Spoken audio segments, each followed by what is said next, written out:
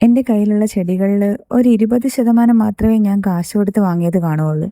ബാക്കി ഒരു 80%വും റിലേറ്റീവ്സിൻ്റെ വീട്ടിൽ നിന്ന് കിട്ടിയതും ഫ്രണ്ട്സ് കുറച്ച് പേര് തന്നതും കുറച്ച് പേര് ഗിഫ്റ്റ് തന്നതും പിന്നെ ഞാൻ ചില വീടുകളിൽ പോയി ചോദിച്ച് വാങ്ങിയതൊക്കെയാണ്. അതിലൊരെണ്ണമാണ് ഈ ബ്ലാക്ക് ബാറ്റ്. അത് വല്യച്ഛൻ്റെ വീട്ടിലുണ്ടായിരുന്ന ഒരു ബേബി പ്ലാന്റിനെ ഞാൻ കൊണ്ടുവന്ന് വെച്ചതാണ്.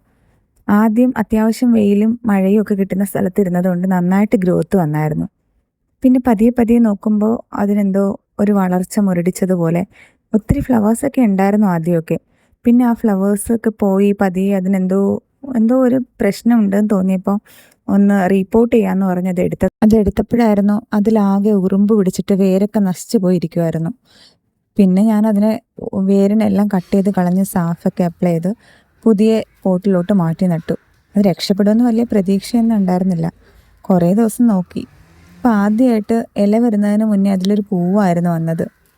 അതെല്ലാം കട്ട് ചെയ്ത് വിട്ട ശേഷമുള്ള ഒരു ഫോട്ടോ ഞാനിവിടെ ഇട്ടിട്ടുണ്ട്. പിന്നെ പതിയെ പതിയെ അതിൽ ഇലകളും വന്നു തുടങ്ങി. ഇപ്പോൾ ആ ചെടിയുടെ അവസ്ഥ ഇങ്ങനെയാണ്.